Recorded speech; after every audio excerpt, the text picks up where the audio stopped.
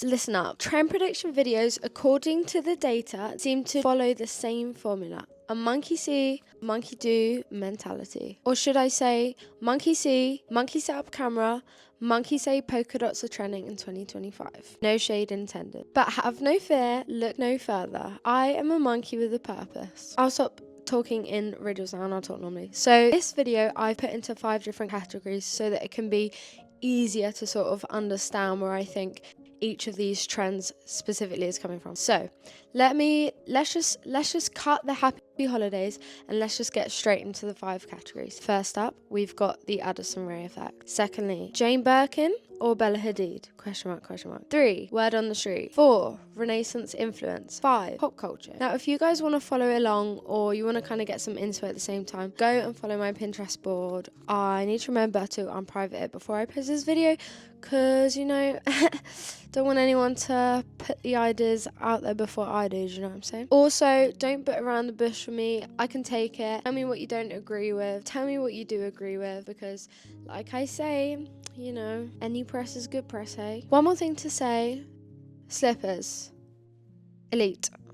I'm winning. First category, Addison Rae effect. It's Addison's doing something, so are we. Now, first up, geek chic. This is what I've called it. I feel like Addison does this so well. She has that 2000s look down. And the second one is chunky heels and kiki boots. Now, before Addison was Lexi Smith, okay? If you know, you know. She was one of the dancers in Billie Eilish's Lost Cause music video. And she's just done the choreo, whatever the word is, for Kim's famous Santa baby video on Instagram, and she was doing this whole 2000s, like ugly 2000s, not like Y2K cute 2000s, like honestly she was like the first ones. And it also makes sense that her and Addison are friends, so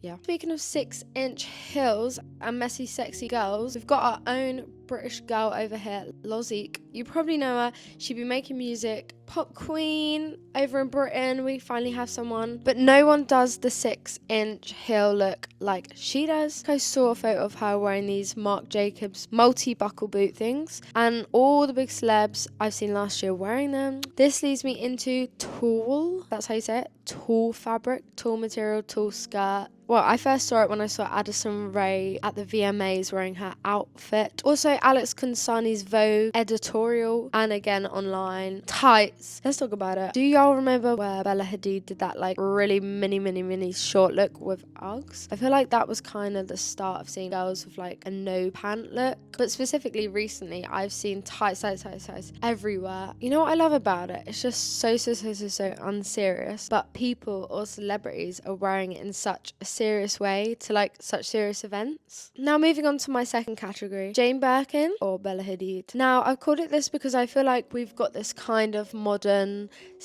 I don't know if I want to say 70s inspired cowgirl style at the moment, but we've got this authentic 60s/70s style also on the rise. We've got this modern glitter, lots of rhinestones, Elvis inspired outfits. There's this belt I saw online which I feel embodies exactly this style that I'm talking about, which I was so close to buying. On the other side we've got the more authentic, I've called it Jane Birkin. I was going to call it Michelle Phillips, but I just feel like the masses know Jane Birkin more than Michelle Phillips. So we'll talk about that in a second, but we've also got ripped baggy jeans, people like Olivia Neal, Ruby Lynn, Isla Loba, and a lot of other UK, especially other influencers, have been starting to wear jeans with rips. We're going to be seeing a lot more denim being manipulated. Canadian tuxedo, if you will, which I've just found out what that phrase means. Also jeans and boots, which I mentioned before. And honestly, I'm going to say it loud and proud. I feel like I started this trend. I'll let you be the judge of that. Maybe this is just because I'm on the side of 70s and I'm forcing this and it's not actually going to be a thing, but I feel like as Troye Sivan is doing it, then it's probably has potential to be a thing. But I've seen him wearing these cowboy trousers. I actually don't know what the word is. I don't think people are actually walking around on the streets wearing cowboy trousers. If any of you wanted to buy me some, I probably would wear them. And this is just like a small little niche that I've seen here and there. The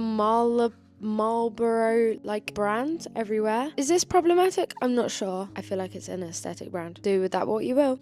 Why do I have a take a cup in my own house? Because I spill everything and I smash everything. And I have my nice tracksuit bottoms on and my laptop, and I feel like if I bring a cup it will just go everywhere or smash like it did yesterday. Okay, now we're going to be talking about the more authentic cowboy side. One thing that I've mentioned already, which I'm not going to go into too much, but it's 70s sportswear. I'm obsessed with this, and I reckon we're probably going to see this more at festivals this year, as well as high-waist fabric shorts and sporty socks. I've seen a lot of people sporting these sporty looking ugly stripe red socks, and I'm all here for it. And best believe if I'm going to go to a festival this year, which I probably won't because I'm trying to save money, I will be wearing that along with babez. But just know, if you see a little old bear running around causing absolute havoc in festivals, and then you know, just keep that one to yourself, right? Now, every year, especially recent years, there's sort of one main sport that's trending, and for me personally, I would have to say that it would be boxing. I've seen boxing shorts in quite a few places since I mentioned it last year. I will continue to be wearing my boxing shorts this summer as I did last summer, but I honestly gatekeeping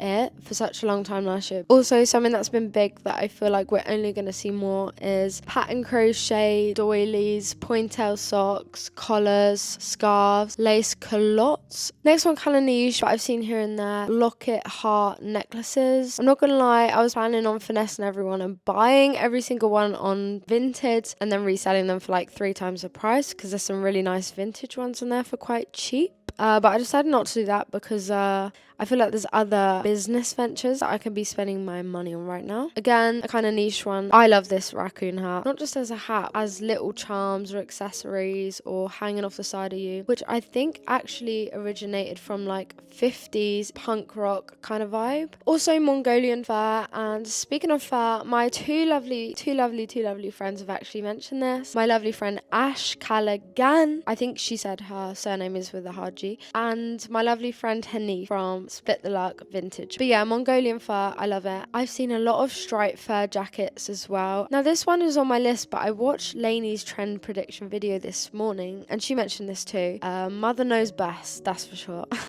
But yeah, there was this thing, actually cut to Kat showing you guys the ugly jackets that she brought. Go, right now. So there was this thing in my house recently and I brought my clothes along in return for free clothes, and I thought, well, I would never spend my money on these jackets. I could see myself wearing them with some cool baggy trousers. Heard it here first. Actually, no, you heard it here second. Next category, word on the street. So these are just some general things, details, more streetwear, probably more wearable things. So the first thing is perforated leather. I think it's so cool, and I like that it's a really subtle way to change something. So I said in this channel before, I don't really like black leather jackets. I don't know why this one just feels different. It feels ugly, it feels nicer. Also V-necks. I've been sporting V-necks recently, which I don't know why I keep saying the word sporting, because I swear before this video I've never in my life said sporting, which I always said I was a high neck girl, but I don't know, something about V-necks. Our mums, aunties, sisters in the 2000s got it right, because we all called them crazy, and look, here we are copying them. I was gonna say cheek by cheek. Go and check out my Depop because I've posted some cool V-neck stripy things.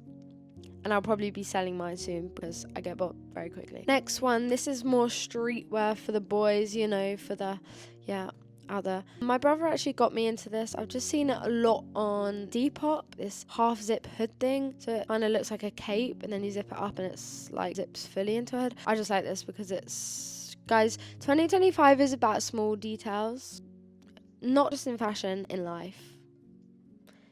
Anyways, coats with waistbands at the bottom of the jacket. This is my favourite type of jacket because I'm a baggy trouser kind of gal, and this just makes it like you look tight and cute and at the top, and it cinches you in at the waist and it keeps you warm. It's all I wore while I was in London the past couple of weeks, and it did keep me warm. Also black and grey stripes / navy and black stripe, not necessarily just black and white stripes. This is actually something I saw Emma Chamberlain in her closet tour video say. Even black and navy is so nice, and people be sleeping on these kind of combinations. Next one, high top chunky shoes. I used to have some Puma ones and I just brought some new black black and red Adidas ones, which are sick. While we're here at shoes, as my friend Hanif said, there will also be more toe stuff again, and she is my personal trend forecaster, so shout out to you. Okay, my next category is Renaissance influence. Did I sit here and say I'm a historian? No. So if I'm talking about things that aren't technically under the Renaissance, don't come for me.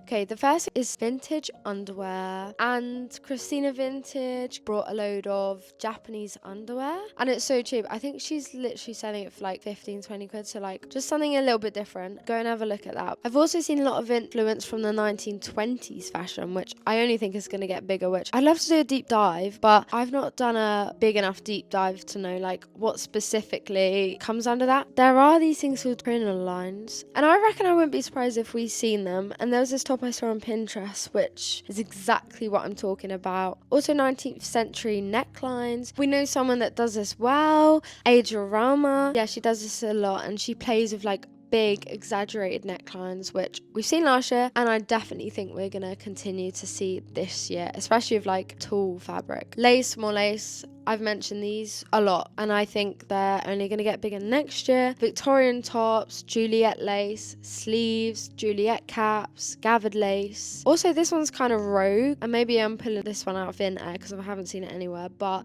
I seen this photo of Pinterest and I thought, I would not be surprised if we see people or brands bringing out like padded garments. And also, I'm not going to bore you guys. We're going to continue seeing this chainmail, medieval armor vibe. On to the final category, pop culture influence. Also potentially things that I don't think are going to stand the test of time. Speaking of things that I don't think will stand the test of time, go and watch my last video, what will be retro in 10 years. Now I'm going to skim past these pretty quick. I'm literally just going to bullet point them because I can't really say I'm that passionate about many of these. But, you know, actually no, the first one I am passionate about, spikes in more extreme ways. And there's this dress from Ella.I.Douglas. I've been thinking about it ever since I've seen it, which was a few days ago. So, yep. We're going to be seeing big round circle stud grommets. This makes sense. It's obviously not going to last. It's like whatever trends or little things, little grommets are done in more extreme ways like this, it's never going to last. Next one,